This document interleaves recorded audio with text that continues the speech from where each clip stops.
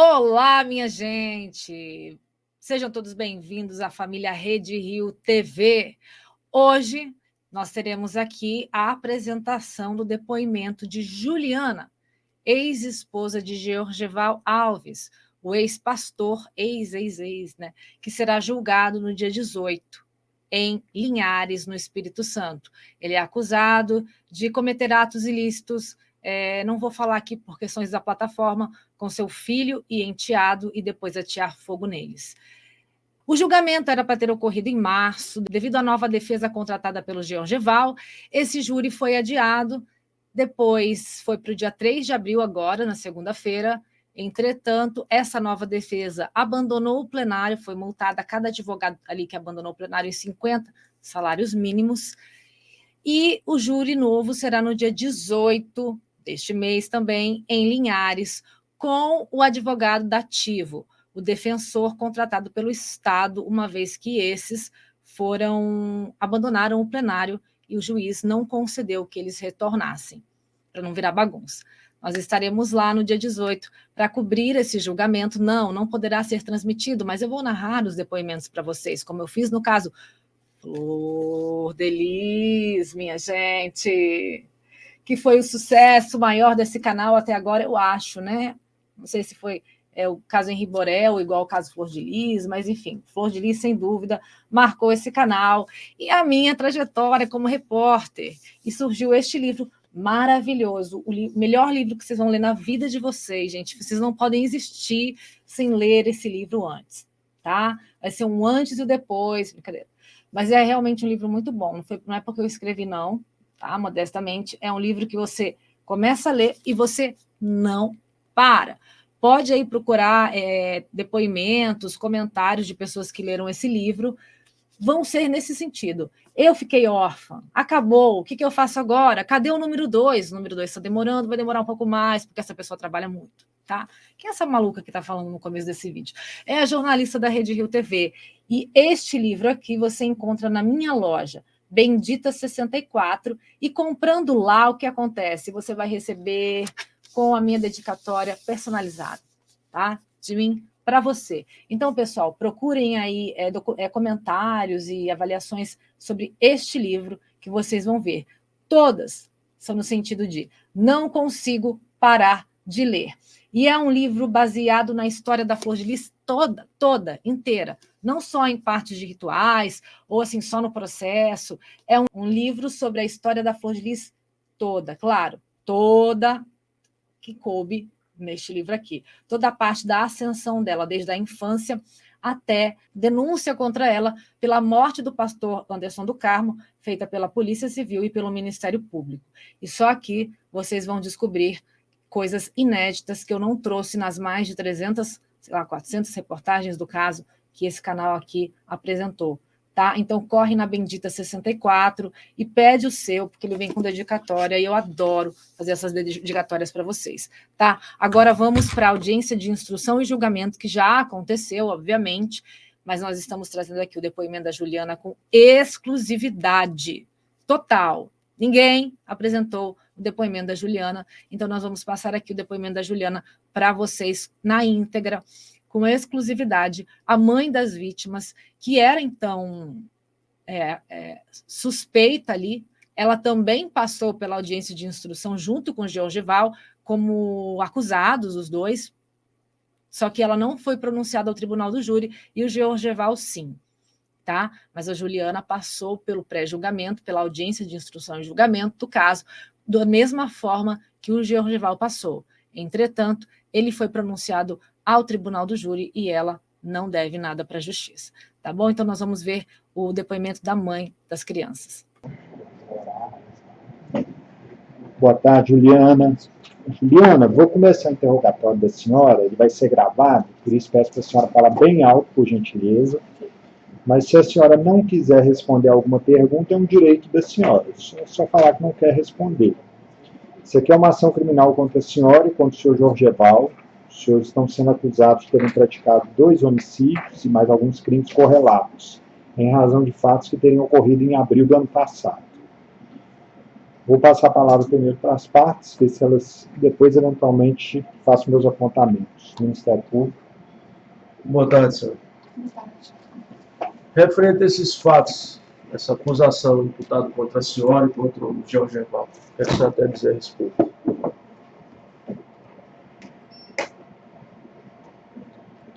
Eu fui orientada a não responder. Eu fui orientada a responder somente as perguntas dos advogados. Quais advogados? Porque tem. Juliana e o Alex. Aqui tem um promotor e tem mais 3, 4 advogados. Tem que saber qual Os advogado, advogados quais da advogados. defesa. Da defesa de quem? Da minha defesa, Da defesa dos acusados? dos acusados. É porque tem advogado que assenta a acusação.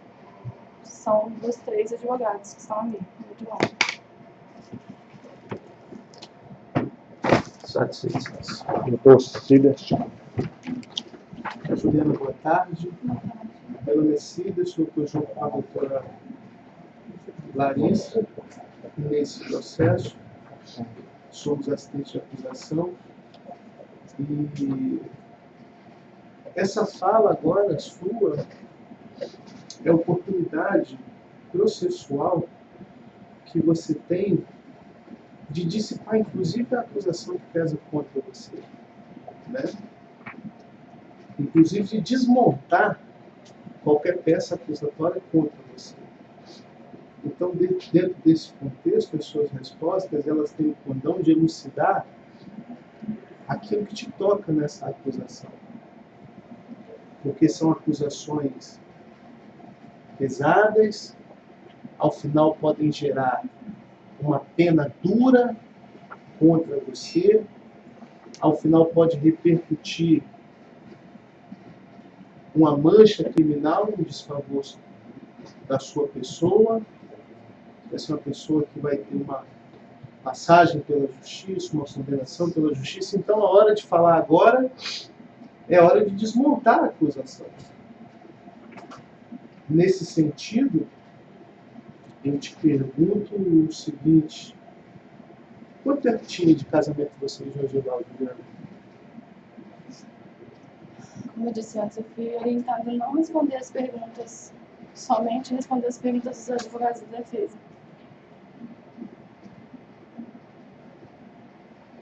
Doutora Larissa. Sem perguntas, excelente. Doutora Milena. Doutora, a gente vai começar.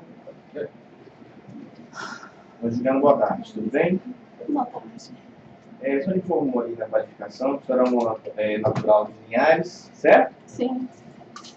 A senhora sempre morou em Linhares? Não. Eu nasci em Linhares, morei aqui até meus 13 anos de idade. E aos 13 anos meus pais se separaram e eu fui embora. Obrigada.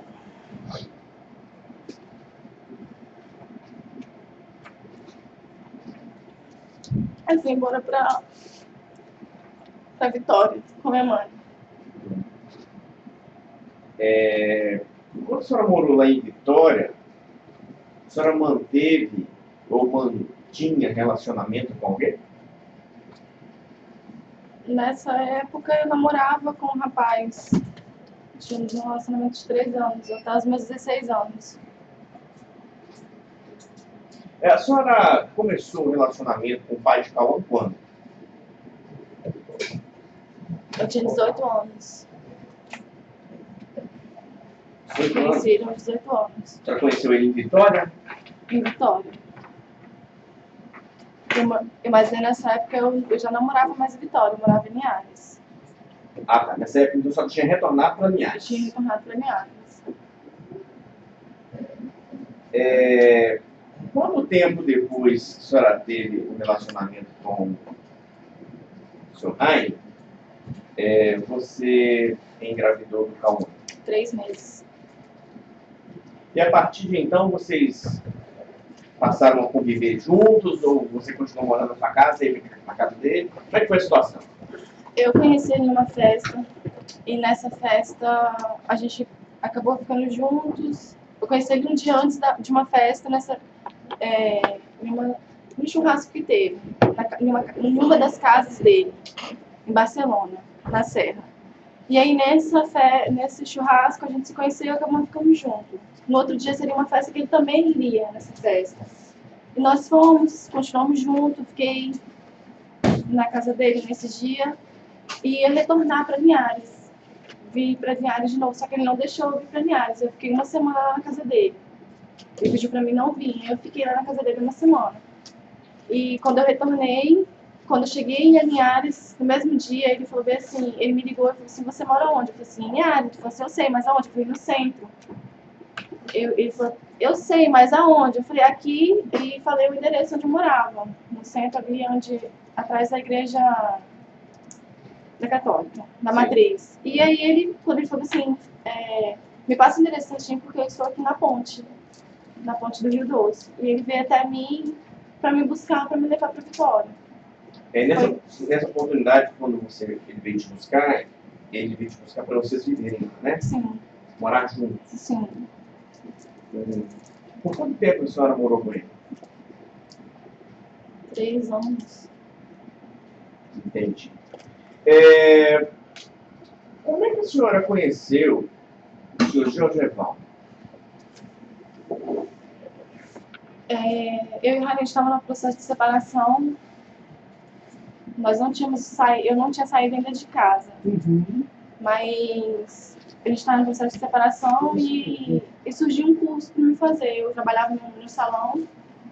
Nessa época eu trabalhava no salão e apareceu um curso. E minha patroa falou assim, Juliana, vai ter um curso de corte e penteado. E eu acho interessante você participar para sua capacitação profissional. E na época eu não tinha dinheiro e eu comentei com o Rainer e ele não se interessou em me ajudar. E ela falou que pagaria para mim e eu ia pagando ela com a minha comissão que eu recebia no salão. E aí eu fui fazer esse curso. Quando eu cheguei lá, quem estava dando o curso era o George. E nós começamos esse curso. Antes de George, então, a senhora exercia a atividade de cabeleireira. Sim. Então, depois que a senhora conheceu o Georgeval, como é que foi o envolvimento em termos de relacionamento de vocês? Em relação a eu e o George? Sim. Como é que vocês ficaram juntos? Nesse dia nós fomos almoçar e aí a gente começou a conversar. Ele falou que tinha sentido algo por mim nesse dia. E realmente eu também senti algo por ele. Eu estava em fase de separação, estava num momento muito delicado da minha vida. Por conta do meu relacionamento com o Rainer.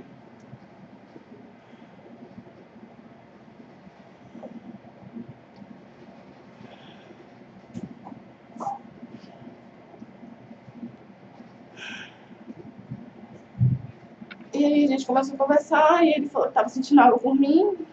E a gente começou a conversar. Entendi. Ele pediu para falar comigo, fora dali. A gente se encontrou e começamos a conversar e ficamos juntos. A senhora sabe informar onde o senhor Georgeval morava quando vocês começaram esse relacionamento? São Paulo. São Paulo. A senhora chegou aí para São Paulo após vocês se conhecerem? Um mês depois a gente se conheceu, eu fui para São Paulo.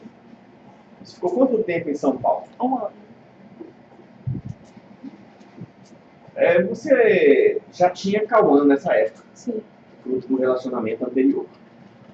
Você levou Cauã com você? Sim, veio com a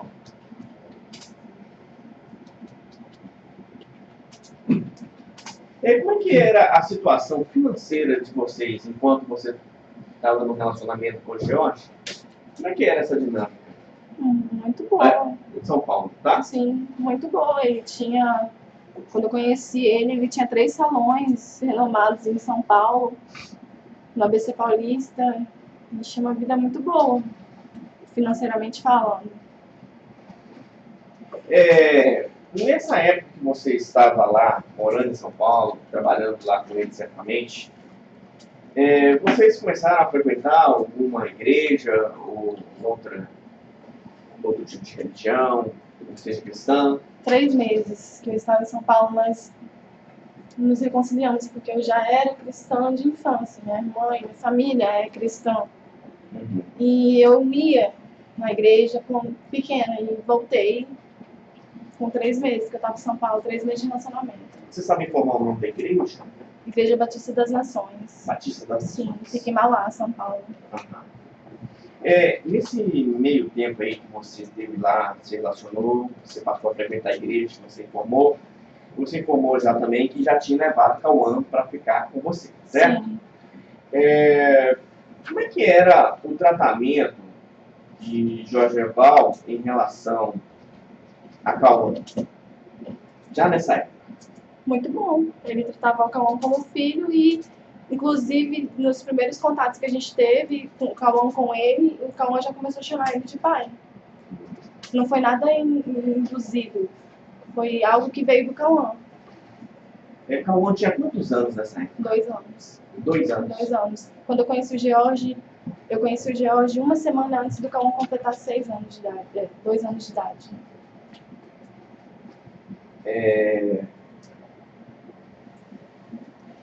Com o nascimento dos demais filhos, o George mudou alguma forma de tratar o Cauã? A senhora pode responder e explicar a sua pergunta? Sim. No início, de quando o Joaquim nasceu, houve sim. No início de que Joaquim nasceu, houve sim uma atenção maior para o Joaquim. Mas nada fora do controle. Eu acredito que pelo Joaquim ser uma criança pequena, ter acabado de nascer um relacionamento de nós dois, essa atenção foi voltada um pouco mais para o Joaquim, mas logo após ele continuou a tratar o Cauã como antes. Só disse aí que Cauã passou a chamar Jorge de pai. Por quanto tempo isso aconteceu depois que vocês estavam juntos? Foi o período que eu fui para São Paulo, acredito, um mês. Dentro de um mês que ela estava em São Paulo, Sim.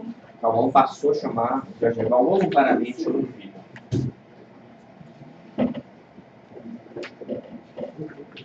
Nesse período aí, como é que era o contato, como é que era o relacionamento do Raine com a senhora e com o Cauã? O Raine sempre foi muito ausente. Ele teve várias prisões depois do meu relacionamento, depois que a gente terminou. Antes da gente se relacionar, ele já tinha sido preso.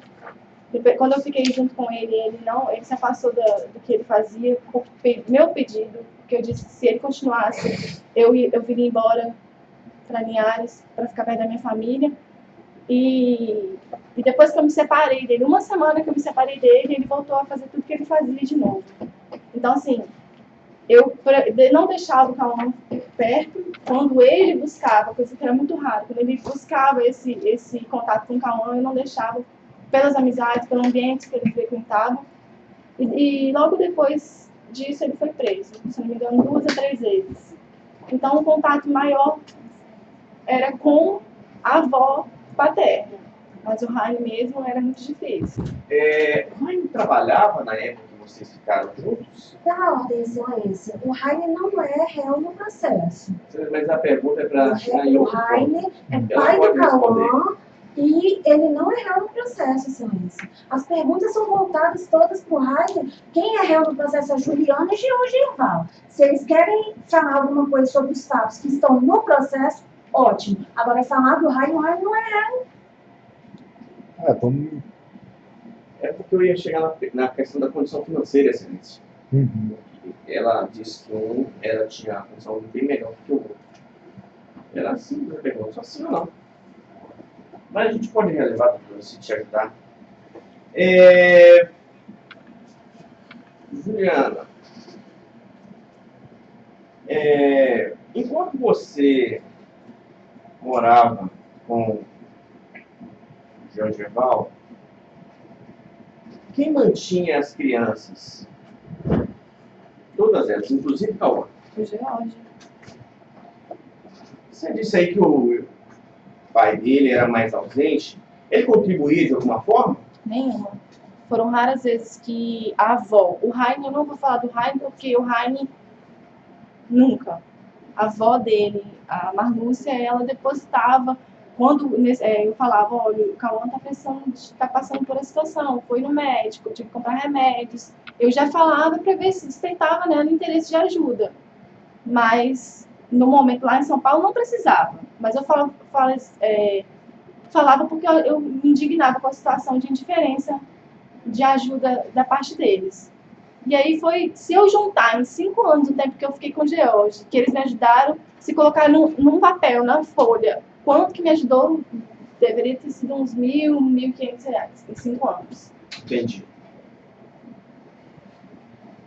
Então, independente de Cauã não ser filho dele, quem cuidava financeiramente, inclusive, era George. Sim. Entendi. Com que frequência vocês passaram aí na igreja nessa época?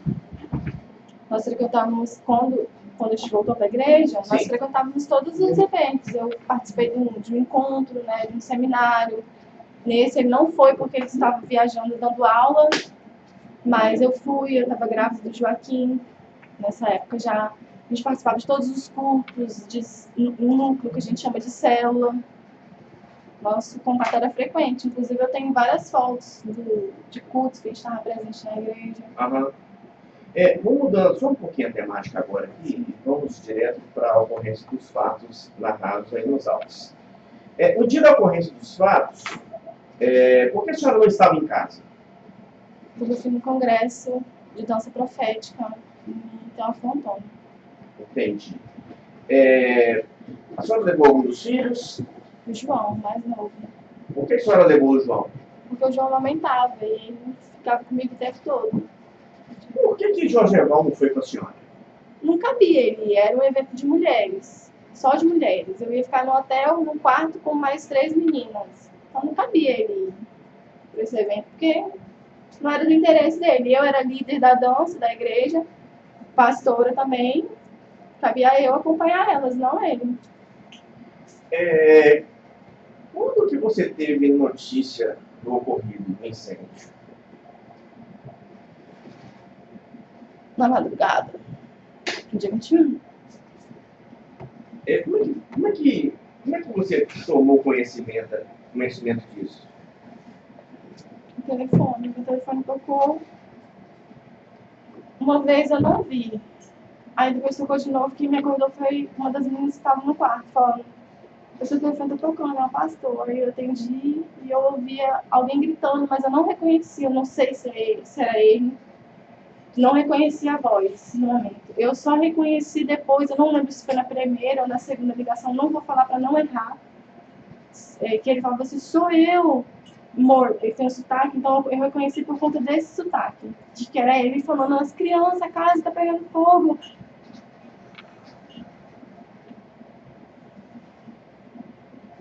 Eu não acreditei porque eu achei que você estava de um trote. Depois que ele falou, que eu fui ver o que era, e alguém tomou o telefone da mão dele, eu não sei o que aconteceu, a ligação caiu, e depois um bombeiro entrou em contato comigo, falando que realmente a casa estava pegando fogo, e perguntando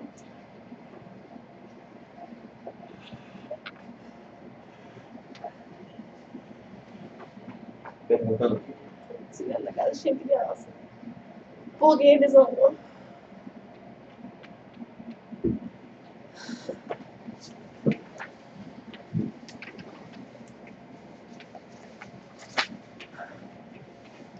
Porque eles não acreditavam que dentro da casa tinha criança. Eles não acreditavam por quê? O que a senhora acha que aconteceu? Eles falavam comigo, falaram: tem criança sim, eles falavam comigo aqui.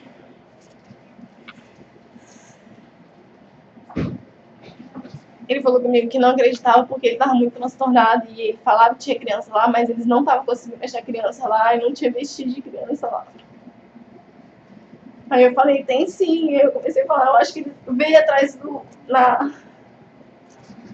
no guarda-roupa tem um closet, ele deve estar lá, eles devem ter se escondido lá atrás da casa, do quarto deles tem uma varanda, eles devem ter se escondido lá. Eu falava isso e aí encerrou a ligação. Quem te falou que os meninos estavam naquele incêndio, que eles haviam sido encontrados? Não posso dizer não. E isso você já tinha chegado aqui? Você estava em Teófilo Otoni ou você estava no caminho? Eu tava chegando em Colatina, passando por Colatina. E quando você chegou aqui, para onde você foi? Direto pra casa da minha irmã, Como é que é o nome da sua irmã? Amanda. Depois que você chegou a ver George? Na hora que eu cheguei, ele já tava lá, já. E o que ele contou para você? Ele só falava, eu não consegui salvar eles, eu não consegui salvar eles, gritava, caiu no chão, chorou, e eu caí junto na emoção, cheguei.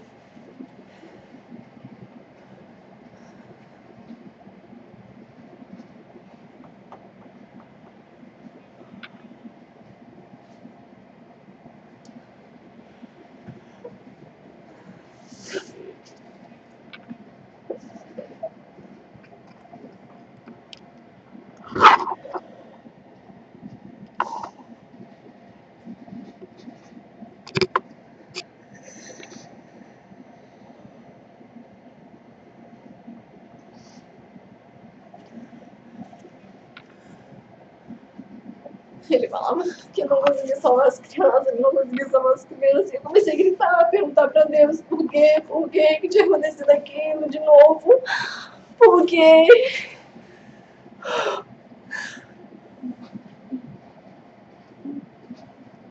E foi desesperador, comecei a gritar, questionando, não questionava o que tinha acontecido, eu questionava mais a Deus por que tinha acontecido do que o que tinha acontecido. Então, eu ouvi ele falando com as pessoas que eu tentei ir lá, mas eu não consegui salvar, e foi isso que ficou comigo.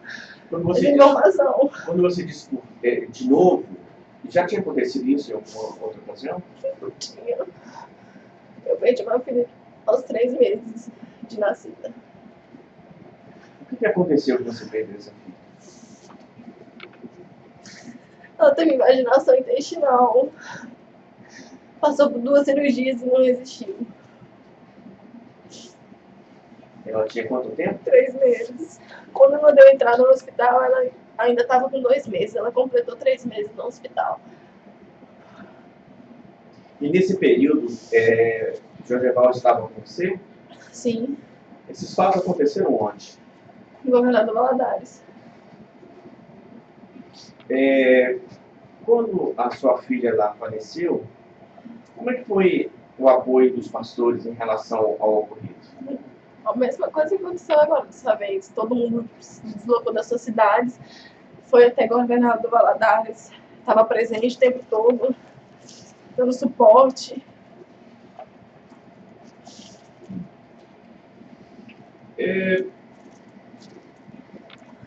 Em relação a Joaquim, Cauã, que é o próprio irmão, como é que você descreveria George no cuidado como pai? Era um pai normal, ele cuidava das crianças, dava banho, me ajudava, dava comida. Nós tínhamos o dia da família, toda quarta-feira é reservado para o dia da família.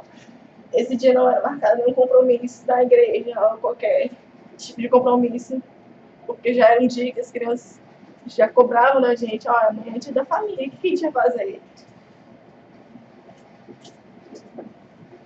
Correção existia, mas era um pai corrigindo o filho, nada excessivo.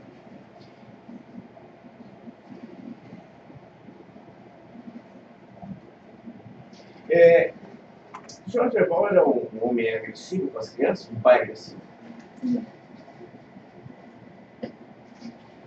Você disse que vocês eram pastores de uma igreja. Quando vocês saíam para a igreja, ou quando vocês saíam para alguma atividade da igreja, vocês ficavam com os filhos, ou vocês tinham alguém para cuidar dos filhos? Como é que era isso? A maioria das vezes nós levávamos. Quando ocorria que deles não irem, eles ficavam ou com o meu pai ou com a minha mãe. Eu ficava sempre com pessoas da família. E quando vocês levavam os filhos, quem cuidava deles lá? Quando vocês não estavam ocupados ou em alguma atividade do evento? Nós mesmos, sempre. Eles acompanhavam a gente no evento, ficavam com a gente o tempo todo, do nosso lado. Entendi. Quem levava os filhos para a escola? A maioria das vezes eu ou ele. Muitas das vezes nós dois juntos. Porque de lá da escola a gente sempre ia fazer alguma coisa relacionada, né, à igreja, familiar, algo assim. Mas também existiam pessoas que levavam. Pessoas de nossa confiança da igreja. Minha mãe, minha irmã já levou. Pessoas da família. Sim. Aconteceu algum fato relacionado a seus filhos na escola? Que você possa explicar pra gente? Sim. Inclusive foi num dia da família. Uma quarta-feira, a gente estava assistindo filme e o Joaquim levantou, onde ele estava deitado no colchão, assim no chão, estava na poltrona. O Joaquim levantou e falou assim: mãe, meu bumbum tá doendo. E eu perguntei pra ele na hora, tomei um susto, falei: por que, filho? Aí ele: porque tá doendo. Aí eu falei assim: deixa a mamãe ver. Aí eu fui com ele até o meu quarto. Era uma... Antes do quarto tinha uma salinha, onde era um escritório onde a gente assistia o filme. Levei ele, falei assim: deixa a mamãe ver. Virei ele e orei. E não vi nada, não estava vermelho, nada. Nenhuma marca. Aí chamei o George, falei assim: George, faz favor. Aí ele foi até, eu não lembro se ele veio antes, ou se eu chamei ele. Mas aí eu falei assim: ó, o Joaquim tá reclamando de que o bumbum dele tá doendo. Aí nós perguntamos o que aconteceu. O Joaquim ele falou assim: o Davi mexeu no meu bumbum. Aí o Davi, começamos a indagar ele quem era o Davi, como que era o Davi, qual a altura do Davi, aonde o Davi estava, em qual sala. E ele foi falando: quem é o Davi? Meu amiguinho. Seu amiguinho é grande ou é pequeno, Joaquim? É grande. Grande como? Do tamanho do papai ou do tamanho do Cauã? Aí ele não sabia explicar se era o tamanho do papai ou se era o tamanho do Cauã. E aí a gente perguntou como que o Davi tinha feito, ele não soube explicar como que o Davi tinha feito. E aí procuramos a escola no outro dia. Procuramos a escola e passamos o que tinha acontecido para a escola. E a escola entrou, não pôde nos atender na quinta-feira e pediu para a gente retornar na sexta-feira, 13h, que era o horário que eles entravam para a escola. Sim. E já deixaria eles lá e a gente já ficaria para reunião. Quando eu cheguei lá, estava a diretora, porque eu na quinta-feira, já tinha adiantado qual seria o assunto. Entendeu? Aí quando eu cheguei na sexta-feira, estava a diretora, pedagoga, as professoras, e não lembro exatamente as outras pessoas. Eu passei para elas o que tinha acontecido, e uma das mulheres levou o Joaquim até a sala, pediu o Joaquim para direcionar ela aonde que estava o Davi. E ele foi até a sala do Davi e apontou esse Davi, como ele tinha falado. Você sabe informar se a escola tomou alguma providência ou fez algum relato? Não. Nós chegamos num senso de que nós iríamos observar o comportamento do Joaquim. Porque como estava se tratando de uma criança, de uma denúncia de uma criança... Sim, eu digo em relação à conversa que vocês tiveram com a direção da escola. Eles falaram que iam fazer alguma coisa? Eles falaram que tomariam providência? Não? Não. O que foi conversado foi de que nós iríamos observar o comportamento do Joaquim. Entendi. Depois de observar o comportamento, se surgisse alguma reclamação, alguma coisa, nós procuraríamos juntos, acredito que algum meio de cessar nessas situações. Tá. Nas conversas anexadas aos autos, aqui, tem um trecho onde é relatado de umas pessoas fazendo maldade com o Cauã na piscina. Você pode explicar que situação foi essa? Se ocorreu, se teve conhecimento? Sim. Isso foi na casa da avó dele, lá em Vitória. Ele fez esse reclamo. Ele não tinha me falado dessa situação. Até um dia que ela ia vir buscar ele e ele entrou em desespero.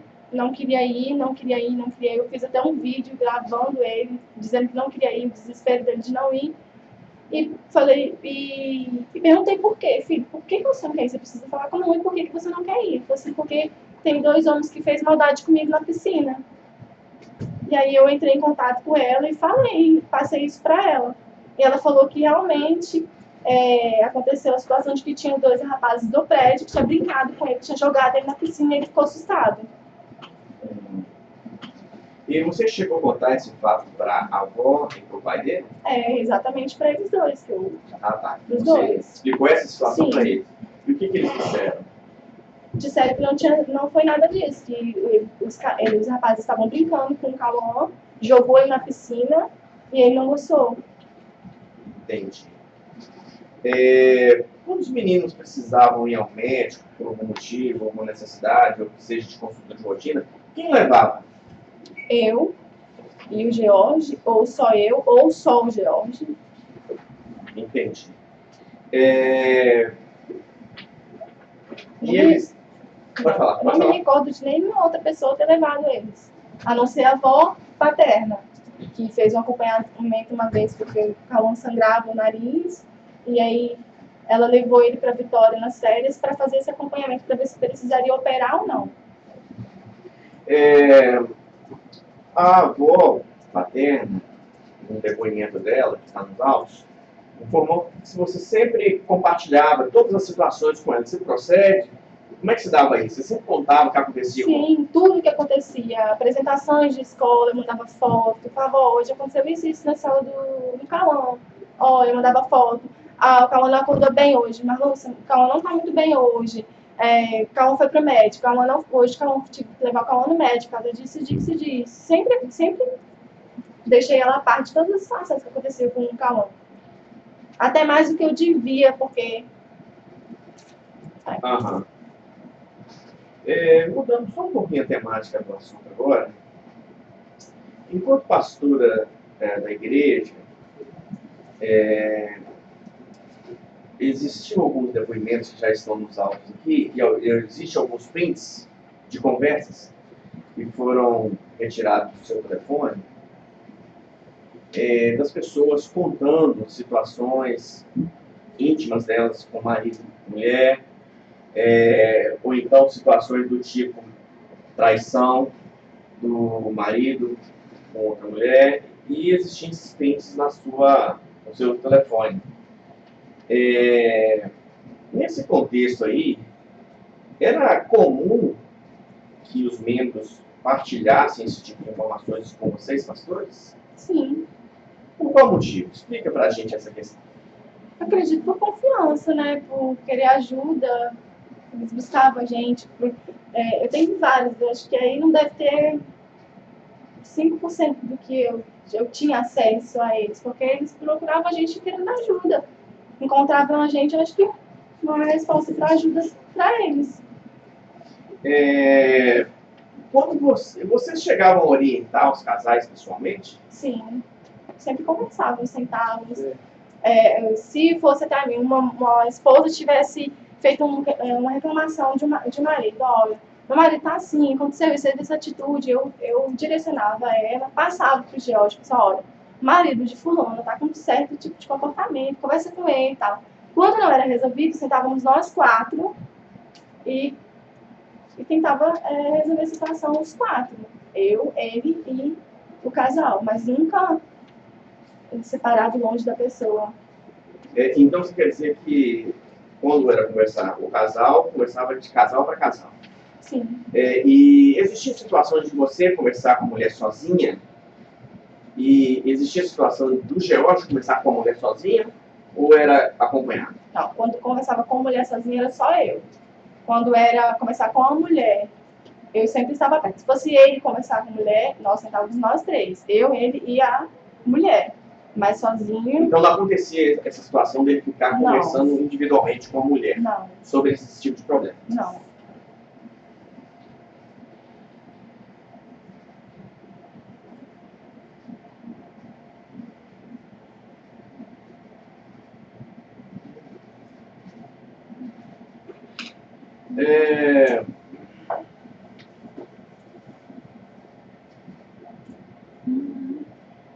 Existe um relatório nos autos aqui, denominado Cislav, e nós vamos mostrar algumas fotos para você, e nós vamos pedir para que você esclareça para nós, ok? Na folha 843, existem umas fotos que foram relacionadas nos autos de um lenço ou um papel com sangue. Você pode esclarecer para nós sobre o que trata essas imagens? Sim. O Cauã e o Joaquim, eles sangravam pelo nariz, com frequência. Inclusive, um dos fatos de eu levar ele ao Dr. Sueli foi porque a avó dele já estava com acompanhamento para ver em relação à adenoide. O nariz dele, eles têm esses papéis lá para fazer a cirurgia se fosse necessário. No caso, um médico falou que precisaria, o outro falou que não precisaria. Só que aí ele disse que era por conta da sinusite deles que atacavam muito, sangrava. Por espirrar muito, inflamação, soltava um vasinho e sangrava pelo nariz. Esse problema de adenoide aí afetava na respiração dos meninos? Sim, então, inclusive roncava muito e sentia dores de cabeça por conta desse problema de... E aí existiam situações que você está dizendo que ele sangrava pelo nariz? Sim, mas essas duas fotos aqui não é do Cauã. Eu me recordo que foi o Joaquim. Eu não sei por que não está aqui, mas tem foto dele sangrando o nariz.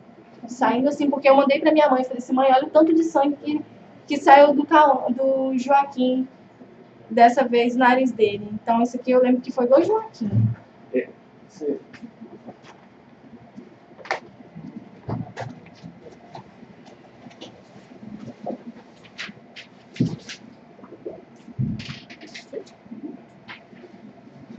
Você teve conhecimento, ou sabe informar, de que se refere a essas fotos aqui, a página 837 dos autos? Você pode informar o que aconteceu aí nessa imagem? Sim. E de quem que é esse pé? Do João. O João, eu coloquei uma meinha nele, e a meinha era felpuda por dentro. E um desses felpos, na linha, na verdade, enroscou no pezinho dele. Nesse dia, ele passou a tarde reclamando muito, eu não sabia o que era. Eu resolvi colocar ele, tirar a roupinha dele e olhar. Na hora que eu tirei a meinha dele, tava com a feridinha causada pela linha. Entendi. O dedinho dele enroscou justamente na linha a linha. Você enviou essa foto para alguém? Enviei. Enviei pra minha mãe, enviei pra Thalita, uma menina próxima minha. Enviei pra mais alguém, não lembro exatamente quem. Agora. O que você informou nessa mensagem? Eu compartilhei, disse, olha o que aconteceu com o pezinho do João, eu tirei a meia dele, estava enjoadinho, exatamente o que eu falei aqui agora. Ele estava enjoadinho, eu tirei a meia do pezinho dele e eu vi que estava machucado. Voltando na página aí, posterior, a respeito das imagens dos lenços de sangue, você compartilhou essas imagens com alguém?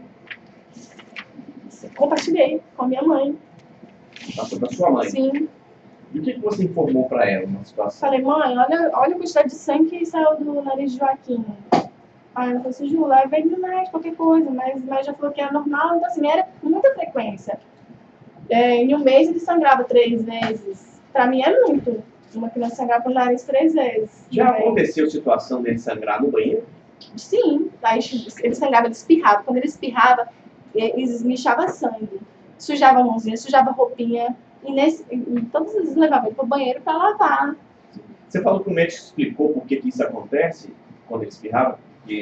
Por conta da sinusite que atacava e vasinhos. Os vasos sanguíneos dele estouravam. Meu pai e meu avô têm esse problema. Meu pai e meu avô têm esse problema de sangramento pelo nariz. E uma que ele falou foi que poderia ser genético.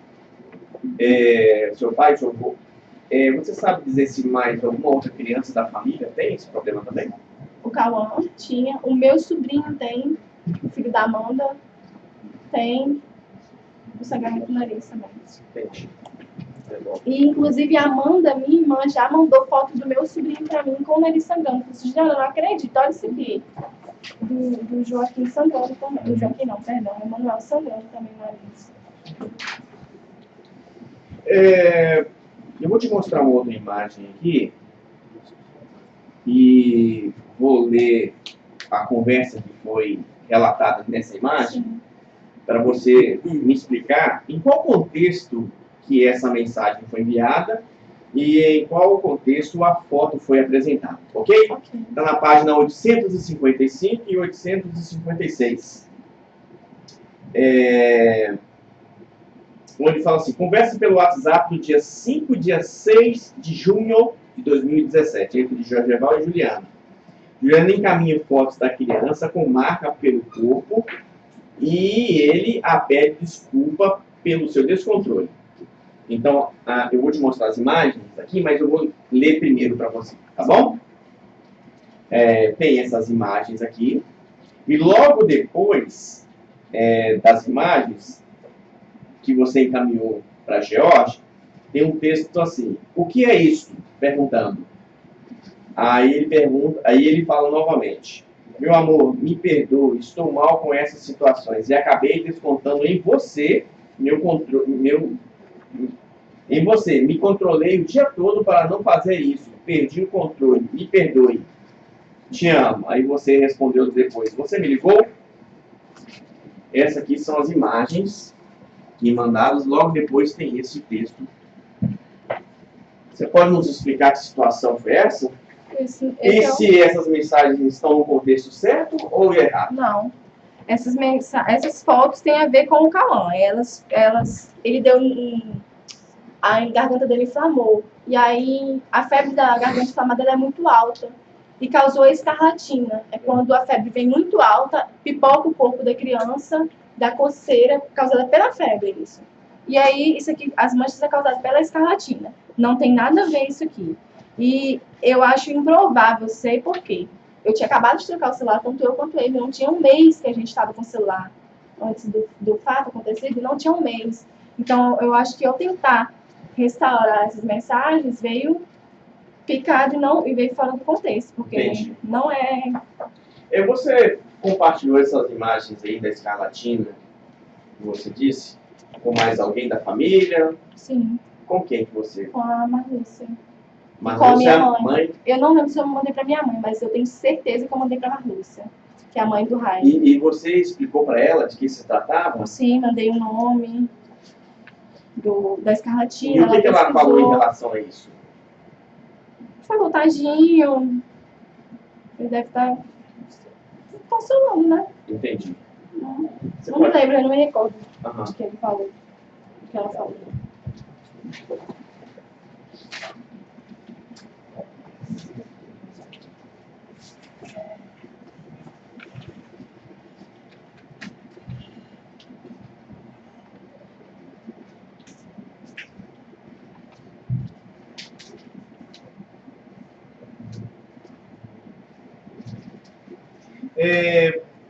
Quando você estava em Tepotônia, no Congresso,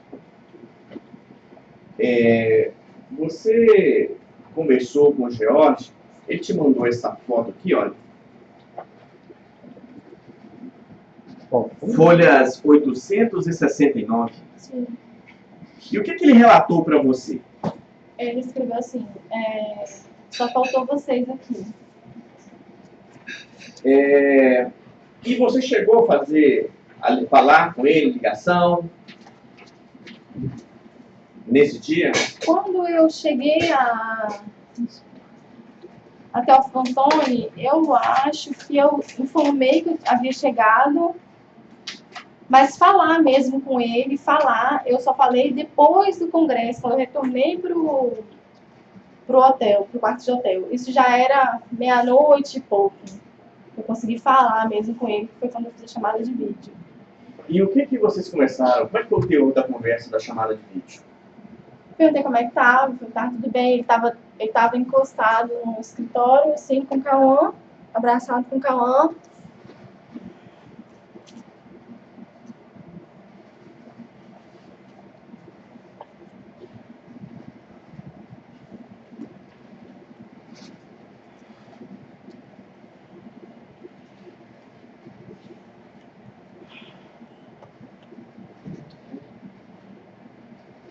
O Cauã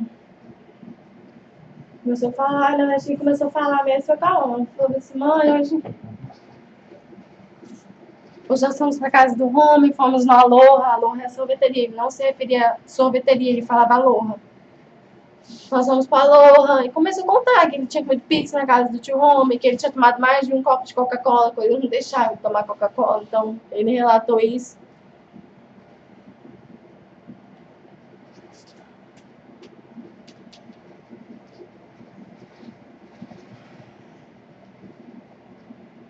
Essa foi a última vez que você viu ele? Foi.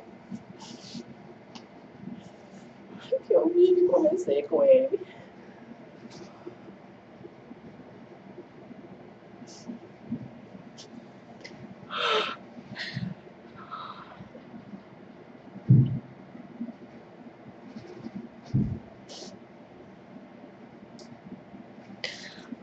Tudo de tava vindo. Eu falei, amanhã, filho, amanhã. Amanhã não, domingo, filho, domingo de tarde, a mamãe tá aí.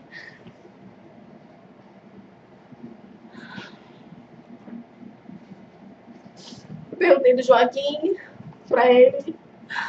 Ele falou, o João já dormiu. Dormiu aqui encostadinho, eu peguei e coloquei ele no quarto.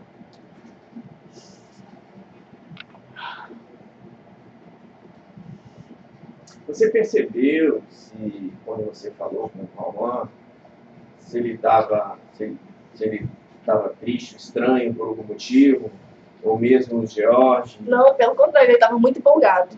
Ele estava empolgado contando o que tinha acontecido durante o dia, falando da ida dele à sorveteria, ido na casa do tio Homer, comido pizza, brincado com o Emanuel, com a Beatriz. Então era muito feliz.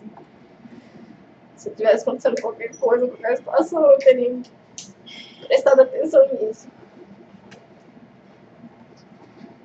Ele comentou alguma situação com você, que ele tivesse feito alguma coisa errada durante o dia? O Cauã? É. Sim, ele falou assim, mãe, eu fiz uma desobediência, ele falou. Mas eu já conversei com. O papai já conversou comigo, tá? E foi isso. Eu falei, tá bom, filho, não se preocupa não, quando ele chegar a gente conversa. Mas não dei atenção ao que é muito saber. Não me interessei em saber. Porque era comum dele fazer esse tipo de comentário. Tanto em relação ao copo de Coca-Cola. Mãe, eu desobedeci, eu tomei 3 copos de Coca-Cola. E eu não deixava ele tomar refrigerante, não gostava, era esporádico eu deixar de tomar refrigerante. Entendi.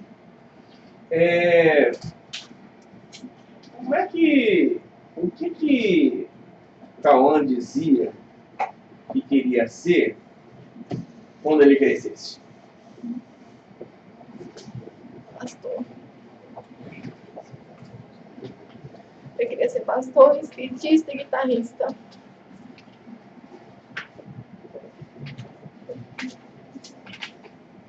Igual para George.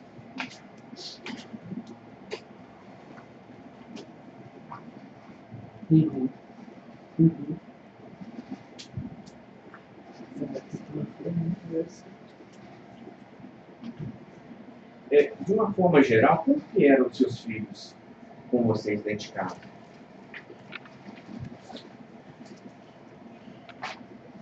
Eles eram agitados, mais tranquilos, mais calmos, eles eram obedientes, eles eram obedientes, como é que era?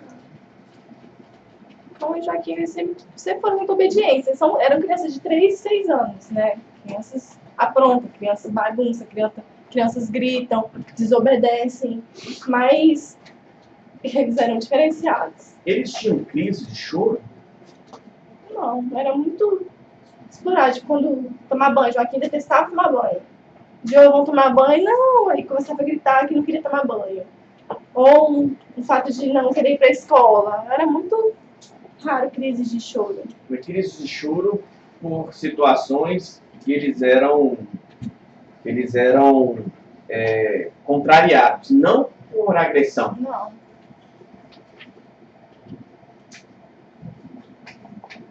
Na casa onde vocês moravam ali, você sabe informar se tinha outras crianças próximas? Tinha. Nos fundos tinha um bebê, porque eu ouvia choro, eu ouvia brincadeira. Você ouvia criança chorando lá durante o dia?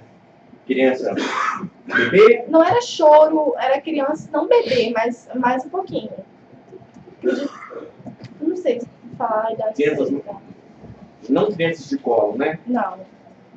Mas você ouvia choro na região. Sim, Você sabe dizer se era só porque de uma tinha- criança, se tinha mais crianças? A casa ficava um L, né? A casa era de esquina. Então aqui tinha um prédio e aqui tinha outro.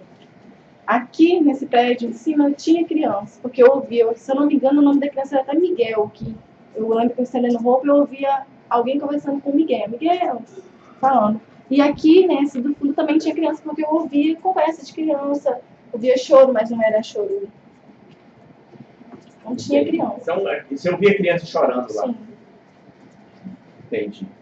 Você ouvia isso só durante o dia, durante a noite? Ou era alternado essas... Eu prefiro responder alternado, porque eu não me recordo horários. Entendi. A casa de vocês era pouco frequentada, muito frequentada? Não ia ninguém lá? Era só vocês não ficavam em casa? Como é que era essa situação? Era muito frequentado. O tempo todo tinha gente lá em casa, a gente recebia muitas pessoas. Bem, Era muito frequentado, a gente tinha várias pessoas que iam lá em casa todos os dias, o tempo todo. Pastores, recebia a igreja inteira praticamente. Entendi. Existiam situações das pessoas ofertarem algumas coisas na vida de vocês, dinheiro, comida, fazer um convite? Sim, Isso era comum? era comum. Você sabe me dizer se isso era comum só com vocês ou com todos os pastores que vocês conheciam também? Que eu via, era comum em todos os pastores que eu conhecia.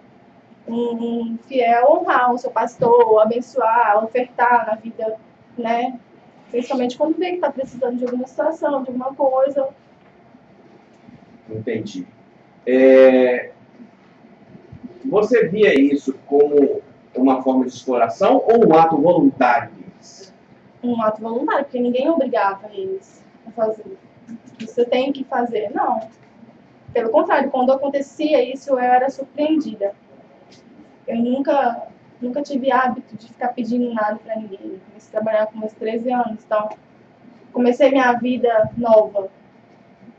Então, nunca tive que pedir ninguém, até para os meus pais era difícil. Então, quando eles ofertavam, era voluntário. Pastor, eu senti no meu coração de te dar essa quantia. Pastor, eu senti no meu coração de te dar isso. Essa criancinha, uma pessoa, chegou para mim e falou, eu senti no meu coração de te dar essa criancinha. E me deu. Entendi.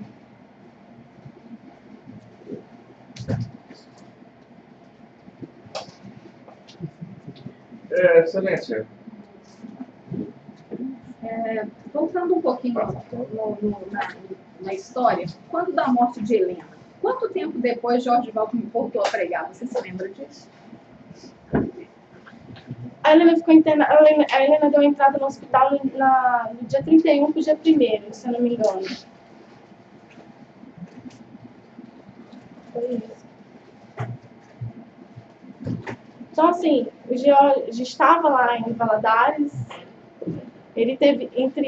ela ficou 12 dias no hospital, e nesses 12 dias ele ficou indo e vindo.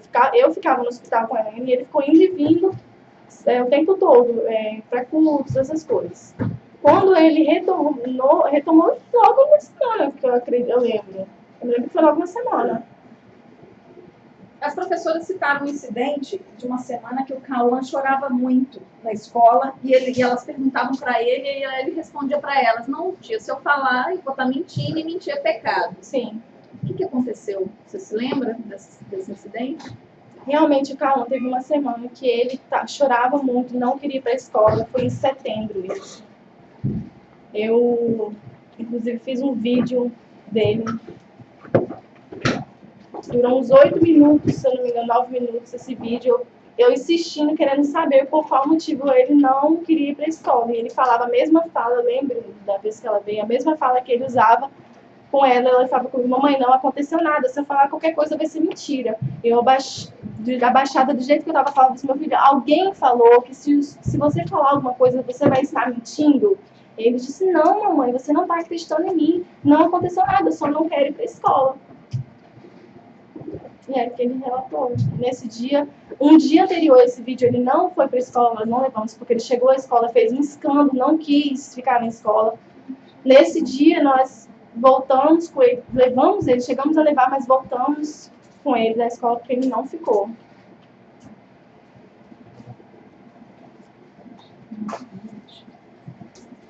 Você se lembra dessa foto? Você se lembra que dia que ela foi tirada? Ela foi tirada no dia que você foi ao DML? Não, essa foto foi tirada no domingo. No domingo, dia 22.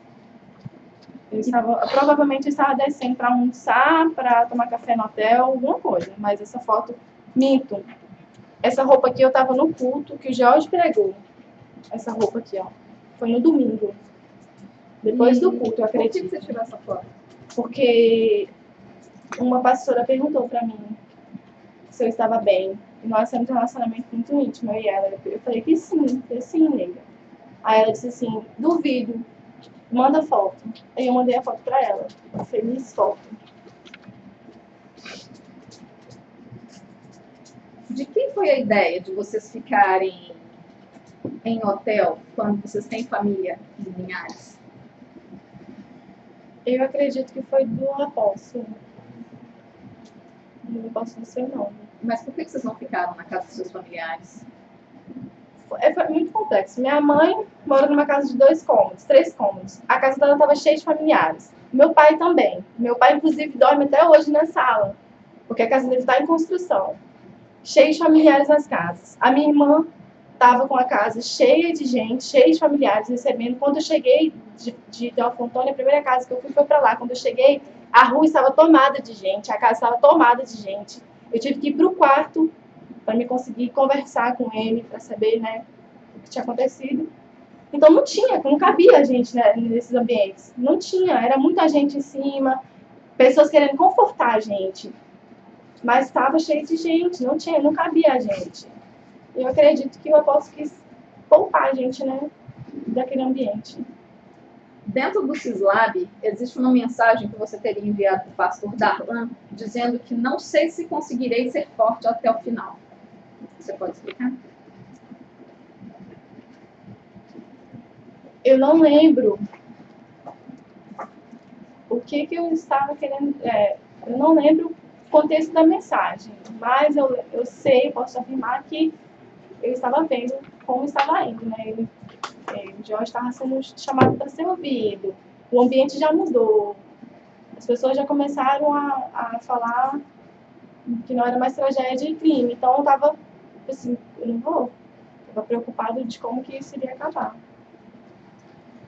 E mais ou menos nesse mesmo contexto, você disse que não saberia se você não estava preparada para dar minha fala. Não sei se conseguirei ser forte até o final. Sim, porque eu precisava ser forte o tempo todo. Minha mãe é depressiva. Minha mãe sofre de depressão há anos, já tentou suicídio 7 vezes. Eu tinha que estar forte. As pessoas esperavam, as pessoas vinham em mim buscar um socorro, uma ajuda.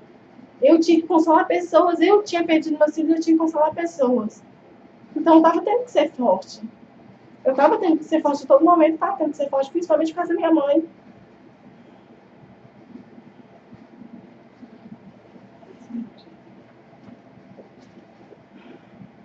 E a frase, não estou preparada para dar errado? Essa mensagem eu lembro. Eu estava indo pro DML e eu estava recebendo várias instruções. Uma pessoa falava uma coisa, outra pessoa falava outra. Então a gente estava assim, indo de um lado para o outro sem saber o que faria realmente. Estava sem casa, a casa tinha pegado fogo, não tinha como ficar na casa. Nesse momento de ir para o DML, um pastor chamado Abisai queria que nós fôssemos embora. Na volta de lá, queria que nós fôssemos embora para onde ele mora, não sei, Conceição da Barra. E eu não queria ir, eu não estava sentindo bem para ir para Conceição da Barra. E aí eu mandei uma mensagem para o George, falando assim, George, não faça nada sem o sim do AP, do apóstolo. Eu não estou pronta para dar errado, porque eu não queria fazer nada de errado. Pelas circunstâncias de como estava a situação, eu não queria. Foi essa a minha expressão. Você você disse aí que sua mãe é depressiva, né? Tem alguma coisa a ver com o fato de você ter mandado um áudio para ela dizendo que dormiu bem? Provavelmente. Quando vocês colocavam os meninos para dormir, vocês fechavam a porta? Não. Ela ficava entreaberta. Encostada. Então, tá assim.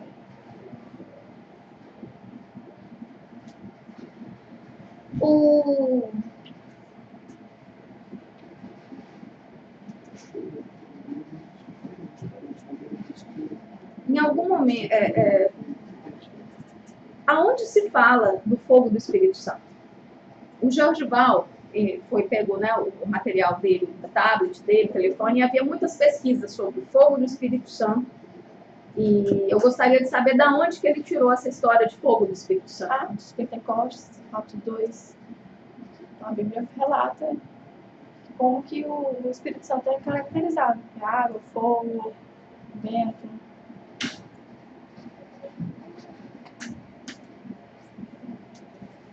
Quando o Jorgival raspou a cabeça, você sabe por que ele raspou a cabeça? Não. Foi até eu perguntei a ele no dia que eu cheguei, que eu olhei pra ele, porque olhei pra ele e vi ele com a cabeça raspada. Eu falei, por que você raspou a cabeça? Aí ele falou que era pelo luto. Pra mim foi normal, porque quando a Helena faleceu, ele também fez isso. Em forma de luto, ele raspou a cabeça. Em algum momento você suspeitou da postura do Jorgival? Não. Nenhum momento. Você se lembra de um incidente que na casa anterior que vocês moravam, uma conselheira tutelar esteve na sua casa? Ela disse que ela chegou lá porque ouviu gritos de uma mulher gritando para, e criança chorando. Sim, eu lembro. Não, isso não é um que aconteceu para, não. Eu lembro que ela esteve lá, mas ela informou que ouviu o choro da criança. Realmente, a criança chorou. Não era nem um dos meus filhos, era a minha sobrinha, filha do irmão do George que morava comigo, que estava chorando. E aí, como lá era uma creche, saiu a creche e nós entramos, o Conselho Tutelar ia lá direto. Vocês vão encontrar até relatos no Conselho Tutelar nesse mesmo endereço. Então, eles foram achando que era a creche, que a criança estava chorando por conta da creche. Mas chegou lá, olhou, viu que não tinha nada e ainda falou, não, nós achamos que entrou no portão da casa. Nós achamos que fosse por causa da creche, mas olhou e viu que estava tudo bem e saiu de novo. Jorgival já te agrediu? Nunca. E as crianças? Nunca. Por que foram para shopping, restaurante, lanchonete? As pessoas entendem que vocês deveriam estar em luto, resguardando o luto. Por que vocês foram para shopping, lanchonete? A primeira ida foi na lanchonete, foi no sábado. Eu acordei de madrugada, eu vou falar por mim. Eu acordei de madrugada com a notícia.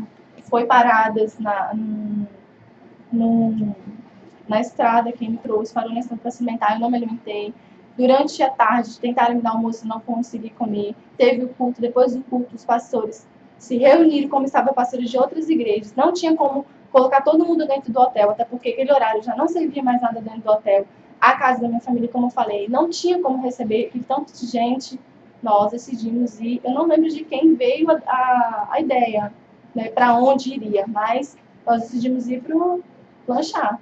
Eu não comi, não consegui comer. Se vocês verem as imagens, eu não vou pegar e não vou comer. Eu não comi. Eu fiquei lá acompanhando todo mundo, mas eu não comi. Shopping. Lembro também que foi por conta de horário para alimentação. E todas essas vezes a gente estava sendo orientado pelo pastor Bisaí. Então, onde ele falava assim, vamos em tal lugar, nós íamos.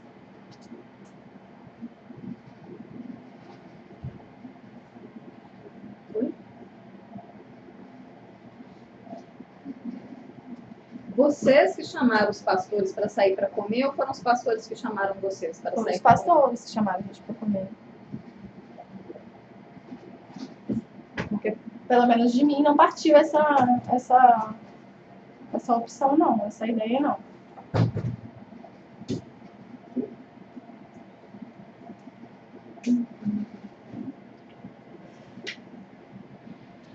Sobre um sonho que Georgival teve, existe uma conversa que eu vou ler para você. Em 1/3/2018, às 11h20. Amor, eu queria ter a coragem de um dia te largar e nunca mais ouvir o que ouvi ontem de você, sem até mesmo entender o porquê. Eu queria ter coragem de descarregar sobre você uma culpa que não é sua. Eu queria ter coragem de te abandonar sozinho, sem família, sem filhos. Só para você ver se realmente não precisa de nós. Eu queria ter a minha vida de volta. Ah, como eu queria ter ela de volta. Eu queria entender o porquê de tanto amor e ódio ao mesmo tempo. Eu queria que um problema não te transtornasse. Eu queria que nós não fôssemos seu saco de pancadas. Eu queria não ser o lugar onde você descarrega as suas frustrações. Eu só queria. Eu queria que o dia de ontem, quarta-feira, dia da família, não tivesse existido. Eu queria não ser sua rival. Eu queria não ser sua mulher. Eu só queria que fosse diferente. Eu queria que você não fosse indiferente. Eu queria que você fosse diferente. Eu queria sumir. Eu queria. Ontem eu estava certa do que eu iria fazer, mas hoje é um novo dia. E eu entendi que não posso ser igual a você. Eu entendi também que eu preciso mudar e entender que as tribulações não servem para me matar, e sim para me aproximar de Deus. Eu não vou desistir, eu não vou parar. Tudo por Ele e para Ele. Hoje eu só quero recomeçar. Tenha um bom dia, George. Que o Espírito Santo de Deus te traga clareza e transformação. Você era saco de pancadas do Georgival? Não fisicamente. Explique-se. O Jorge era uma pessoa muito áspera no falar. Então, assim, a maioria das nossas discussões era pela aspereza dele de falar. Mas tocar em mim, ele nunca me tocou em mim. Então, quando nós tivemos uma discussão e ele falou muita coisa, ele desabafou, ele estava sobrecarregado nesse período.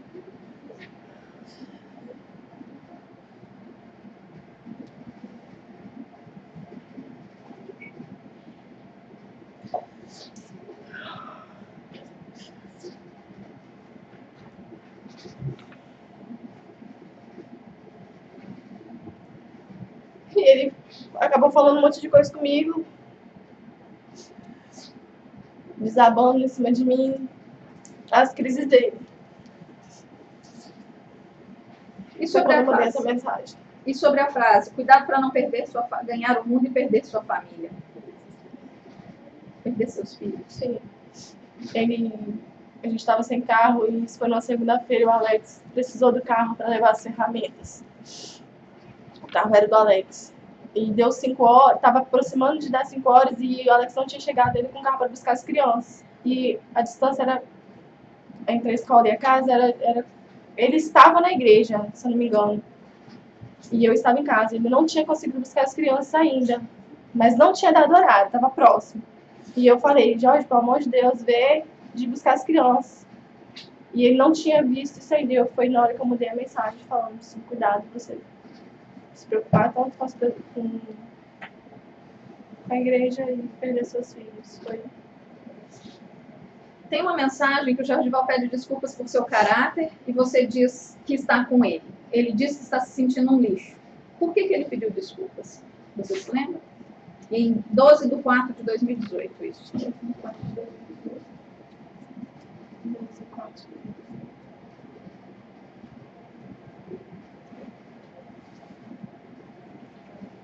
Eu não lembro a data. Acredito que foi uma das nossas discussões. Ele deve ter falado alguma coisa e se arrependeu. Era comum.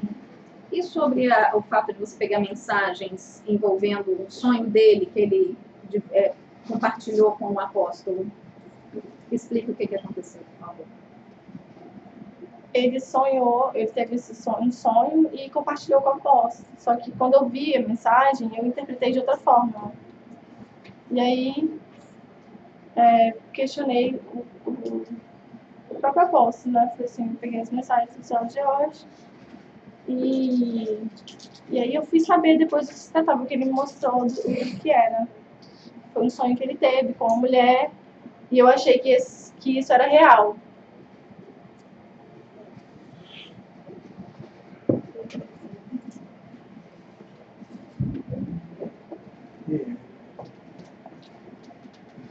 Me explica fotos de folhas 8, 5 e 2. 852 e 853.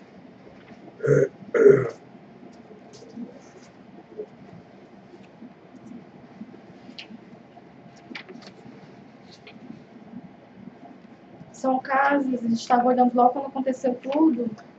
Esse pastor que acompanhou a gente, ele queria levar a gente para a Conceição da Barra, só que eu não quis ir para a Conceição da Barra, não queria sair de perto da minha família.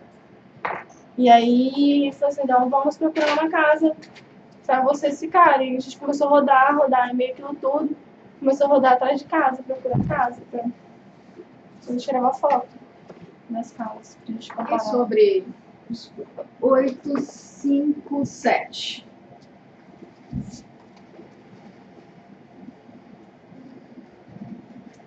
Isso aqui foi uma foto que eu mandei para ele estava se preparando nesse dia, ele estava envolvido com um evento, um retiro, que ele ia se retirar da cidade, e a geladeira realmente estava vazia, mas os armários tinham comida. Eu estava me referindo aqui a frutas, a verduras, essas coisas. Tinha leite, que dá para ver que tinha leite para as crianças. Faltava comida frequentemente na sua casa? Sempre teve necessário. A gente nunca ficou sem um almoço, sem uma janta. A gente nunca passou fome. Não tinha do bom e do melhor, mas era regrado. O que significa submissão? Submissão é você entender que existe uma autoridade sobre sua vida. Uma pessoa que precisa ter autoridade sobre sua vida. Eu vejo assim, não é possível duas pessoas dirigirem um carro ao mesmo tempo. É possível? Não é possível. Tem um motorista e tem que ter um passageiro numa viagem para mostrar. Se a pessoa errar o caminho, falar assim, olha, você está indo pelo caminho errado, volta aqui, é esse caminho aqui. Então eu vejo a submissão no casamento assim, uma pessoa do lado, entendeu? Para mostrar o erro, pessoal, ó, assim não, aqui está errado, o papel da mulher, não vai por esse caminho, aqui está errado. O papel do homem é dirigir uma casa, tomar decisões, entendeu? Mas a mulher ser submissa não é acatar todos os erros, ser cúmplice, ser conivente com os erros do seu marido. É assim que eu vejo a submissão no casamento. Uhum.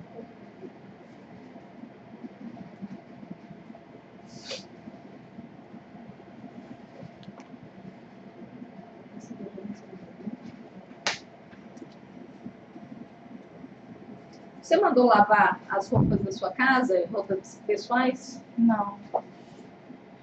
Quando eu fiquei sabendo que as roupas estavam sendo lavadas, já tinham sido lavadas várias roupas.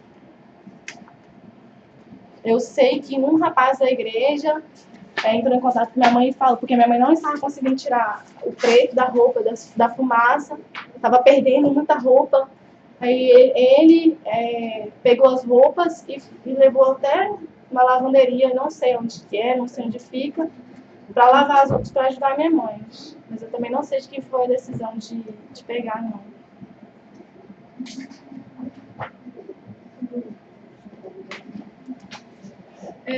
As folhas 844 tem alguns prints de uma conversa sugerindo traição. Isso são prints que você tirou do telefone do Jordivaldo? Jordivaldo tinha um caso? Não vai dar para você ler. Não vai dar para Você tirou do processo original. Qual foi? É o quinto. Qual foi? É Quinto.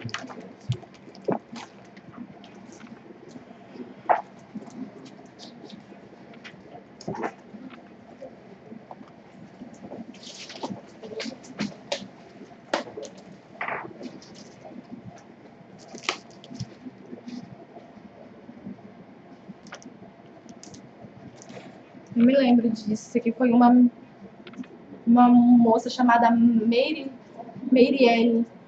Ela mandou, a gente chama ela de Meire, ela mandou, porque ela tinha pego essas conversas no Facebook do marido dela, e ela mandou pra mim,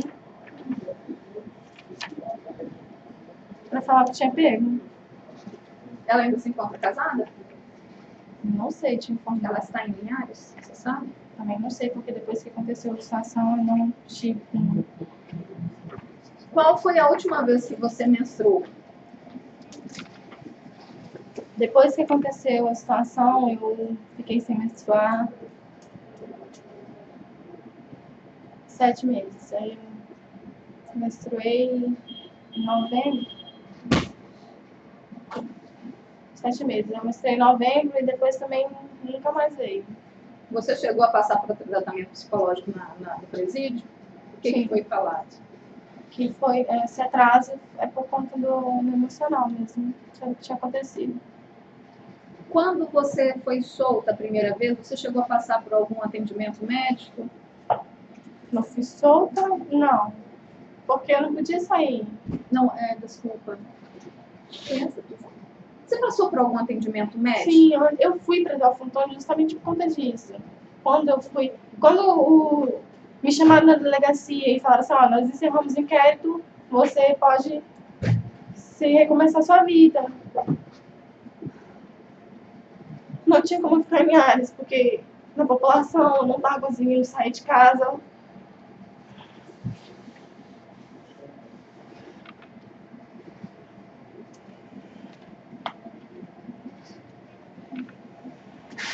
E aí uma pastora me convidou para ir para Delfim Antônio.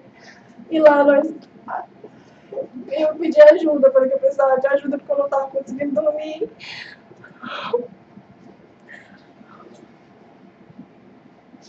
E ela me levou no psiquiatra, eu comecei a fazer acompanhamento psiquiátrico. Mas eu tive que interromper porque eu fui presa. O João chegou a passar por consulta também nesse período? Passou. Mas eu vou ver ele pediatra. Tem alguma coisa que você queira falar, Juliana, que nós não te perguntamos, que seja importante para a sua defesa? Muita coisa.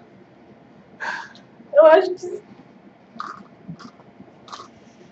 eu queria deixar bem claro que se eu soubesse, tivesse ciência, imaginasse, cogitasse qualquer hipótese de que iria acontecer qualquer coisa naquele dia, eu nunca teria me ausentado da minha casa, deixado meus filhos.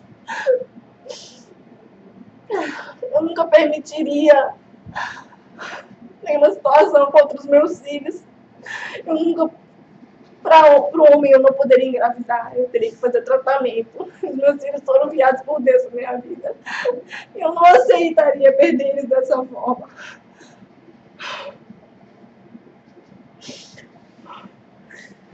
Dói ter que estar aqui. Eu queria estar aqui em outra posição, sei lá. Mas não sendo acusada de conivência, negligência, qualquer outra coisa que estão me acusando. Eu tenho, desde 2013, um aplicativo, Minha Vida, e eu fui procurar essas fotos, porque eu fiquei com saudade, eu queria ver eles, os videozinhos deles. Eu entrei e eu fui ver, quando eu olhei, dia 2013, até hoje, minha vida está toda lá nesse aplicativo. Os meus filhos.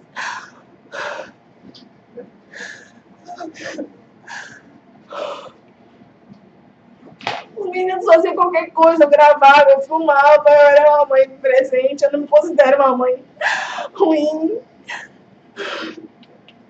Eu não sei o que aconteceu naquele dia. Eu não sei. E eu sou a única pessoa aqui nesse lugar que tem meu interesse em descobrir o que realmente aconteceu, porque eles tiram meu som todos os dias. Eu fico tentando montar um quebra-cabeça na minha mente, querendo saber o que aconteceu, tentando ligar. Existem coisas que tá aí nesses papéis, vocês falam que não entra, não desce pro meu coração as informações faladas. Eu sei quem eu sou.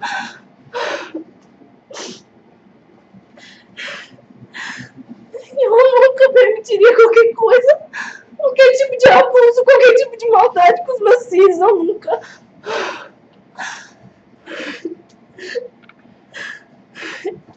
Eu só quero saber de verdade o que aconteceu. Eu não quero ser enganada, eu não quero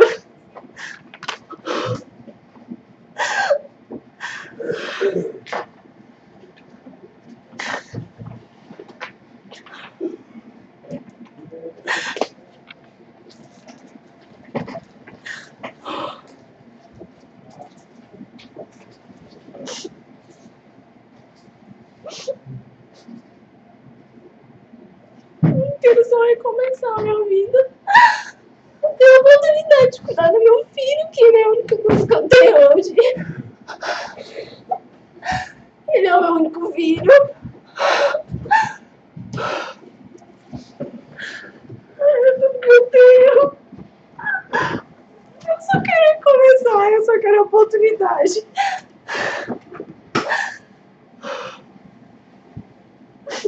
Não sei como é que vai ser.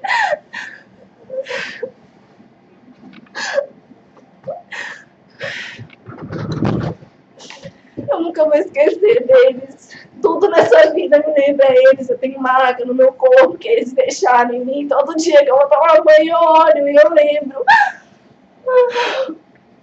Eu tento não lembrar, mas eu lembro. Eles saíram de mim, eles fazem parte de mim. É impossível. A saudade é uma coisa que nunca vai sair de mim. Mas eu quero tentar recomeçar, eu quero tentar de novo.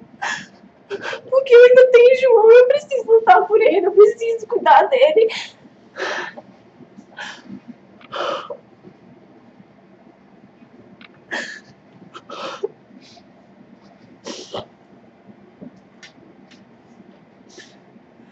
Isso.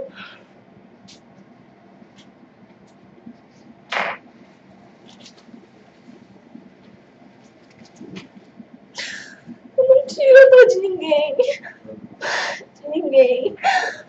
Eu não limito essa dor somente a mim. Eu sei que muita gente está sofrendo com isso. Eu não tiro a dor do Harris. Eu não tiro a dor dele porque ele é um pai. Mas na ausência dele, ele é um pai. Eu não tiro essa dor dele. Sabe? Eu sou humana e eu sei que está sofrendo lá. Eles confundiram a minha fé com frieza. Eles sabem quem eu sou. O Harris sabe quem eu sou como mãe. Ele sabe, ele sabe, ele sabe. Eu não acredito que ele desistiu disso.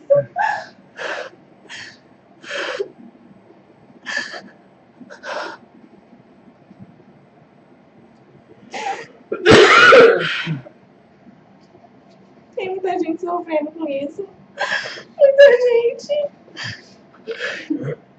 Eu só queria, na verdade, eu só queria tudo esclarecido. Eu não queria ficar com a dúvida no resto da minha vida. Sem saber o que aconteceu de verdade. Eu preciso disso.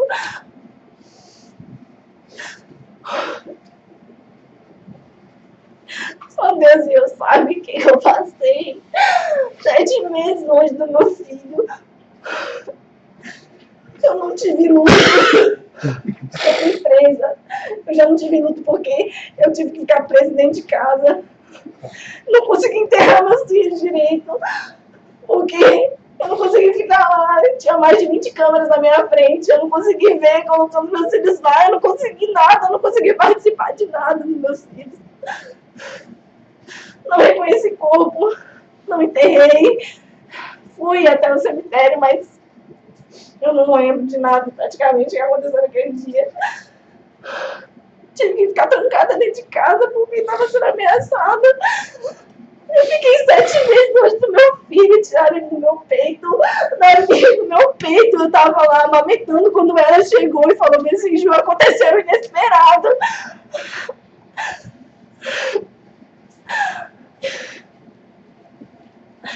Eu fui presa. Eu fiquei longe dele. Hoje eu tô lutando pelo que eu posso, porque meu acesso a ele é restrito. Eu ainda tenho restrições a estar com ele. Eu já não tenho 3 filhos que não vão voltar pra mim nunca mais. Eu agora tenho um que não é meu. É meu, mas não tá comigo. Eu entendo a justiça, eu entendo que querem esclarecer os fatos, eu entendo que a Marlúcia está sofrendo, eu entendo que eles querem saber o que aconteceu, assim como eu também quero. Mas eu não sou isso que as pessoas estão falando, eu não sou isso que... Você já me conheceu, você sabe quem eu sou, você sabe da minha índole.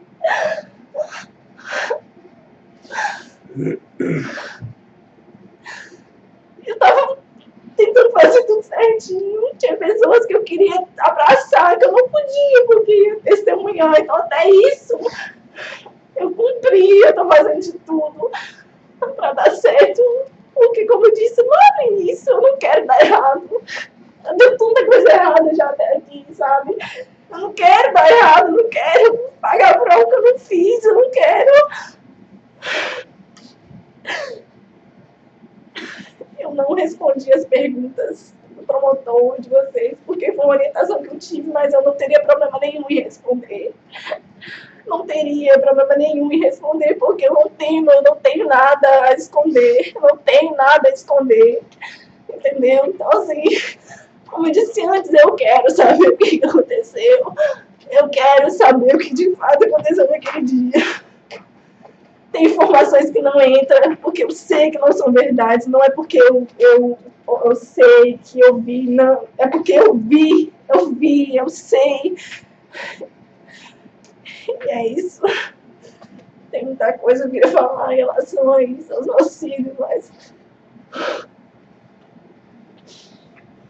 Se eu soubesse que qualquer coisa que eles estavam fazendo, qualquer situação, eu nunca deixaria eles expostos a nada disso, nada. A sua oportunidade de falar é agora. Tem todo o tempo que você precisar. Eu nunca deixaria. Aconteceu uma vez e a única vez aconteceu.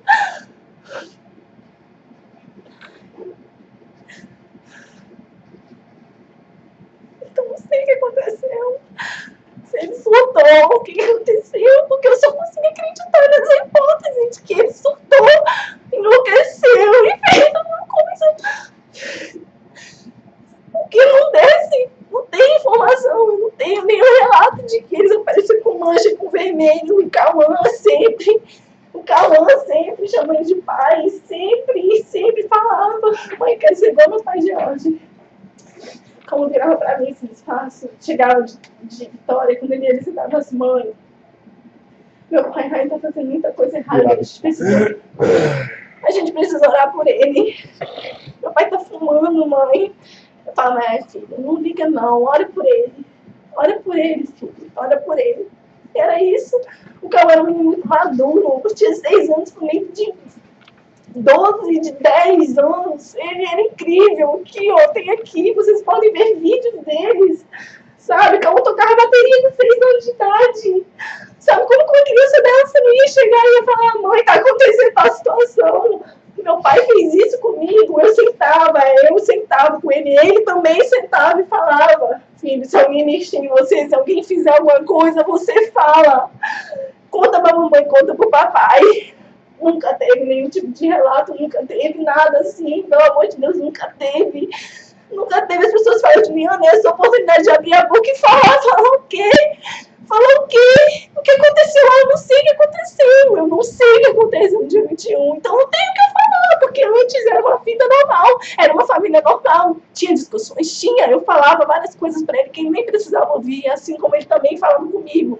Ele era uma pessoa arrogante, ele falava, ele era agressivo a forma de falar, as palavras dele machucavam, mas não passava disso, discussões que a gente teve era isso, ele nunca encostou a mão. Como que eu vou esperar qualquer tipo de reação, qualquer tipo de denúncia, de acusação de um homem que nunca encostou em mim?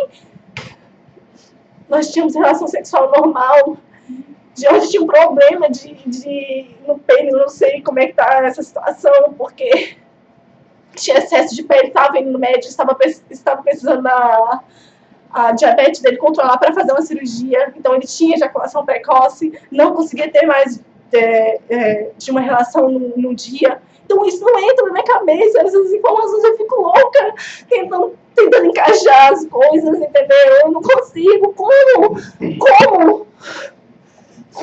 que as coisas aconteceram tudo num dia da madrugada para a noite, eu saí de manhã, aconteceu, eu dormi e acordei com essa notícia.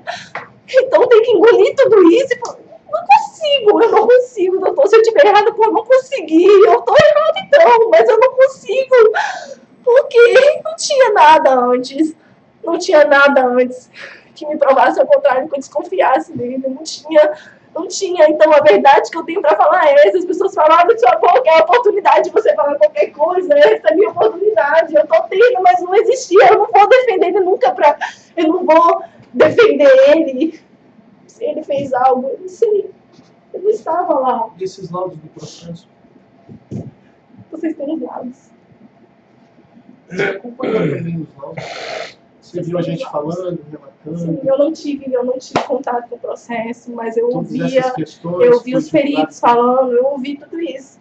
Mas como eu te disse, as perícias estão aí. Mas o que eu não consigo entender é que como que tudo aconteceu do dia para hoje. Você tá entendendo? Porque eu nunca tive isso. Isso não era a pessoa que ele passava a ser. Não tinha nenhum comportamento, nada que me fizesse imaginar um dia desconfiar de qualquer situação, assim, isso não tinha, porque eu não sou louca, gente, eu sei que vocês estão fazendo trabalho de vocês, porque existem mães assim, entendeu? Inclusive, onde eu estava, tinha mãe que segurou um filho para o pai, eu não sei, o padrasto, não sei, entendeu? Eu não sou essa pessoa, eu não sou. Se eu soubesse de qualquer situação, eu colocaria meus filhos em risco, eu teria entrado com preferência, eu teria sido a primeira pessoa pegado meus filhos e entrado no carro, levado à delegacia, hospital, onde quer que fosse, mas eu iria entrar com providência. Entendeu? Eu não sou essa pessoa que está acusando que eu sou, eu não sou.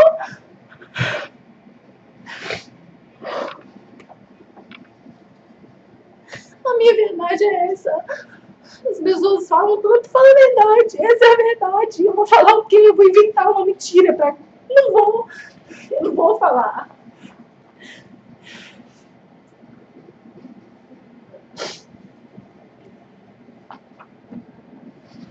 Nada vai me trazer ele de volta.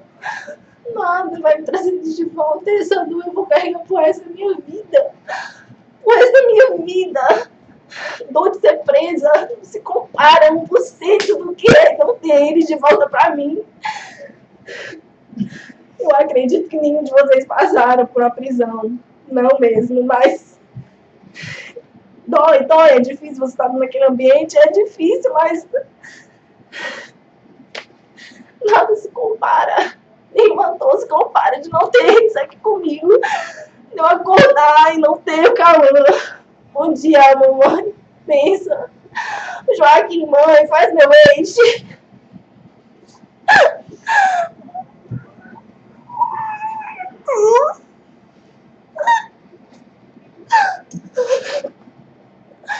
Eu nunca vou ter calor pra falar que eu tô bonita. Mas você tá tão bonita hoje.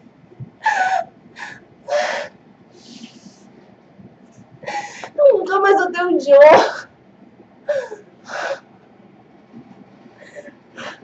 Fazendo as pirraças dele.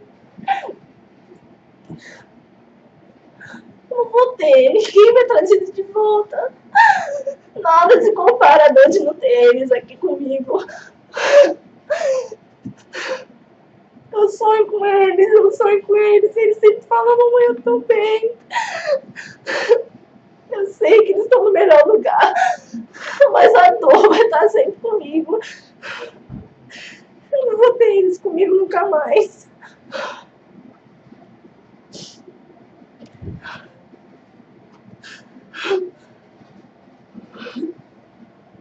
Eu não queria ter que ficar longe do João, porque ele é tudo que eu tenho hoje. E o que você espera desse processo, Juliana? Justiça. Verdade. Só verdade. Só verdade.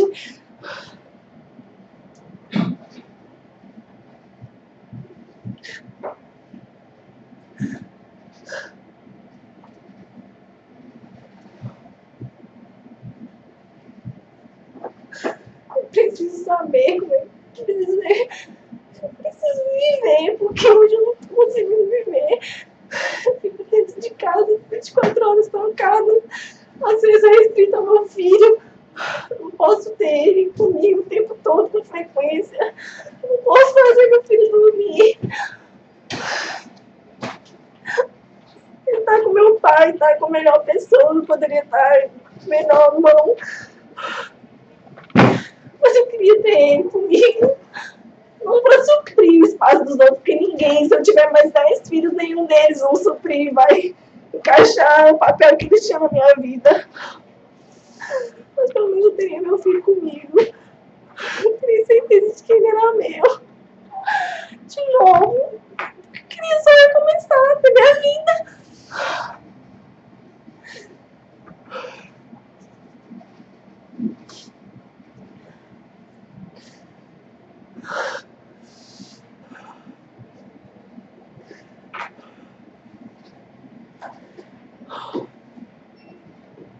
Bebe um pouco de água, Juliana.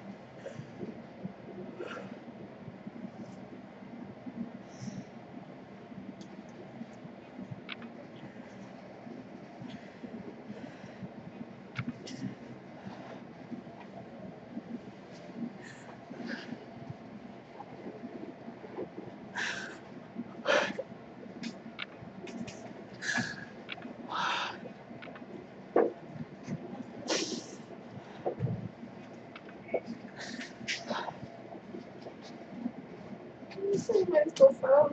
Bom, gente, este foi o depoimento da Juliana, mãe de Joaquim e Cauã, vítimas de Georgeval Alves, o ex-pastor, padrasto de Cauã e pai de Joaquim. Infelizmente, um caso muito triste. O julgamento do Georgeval será no dia 18 de abril.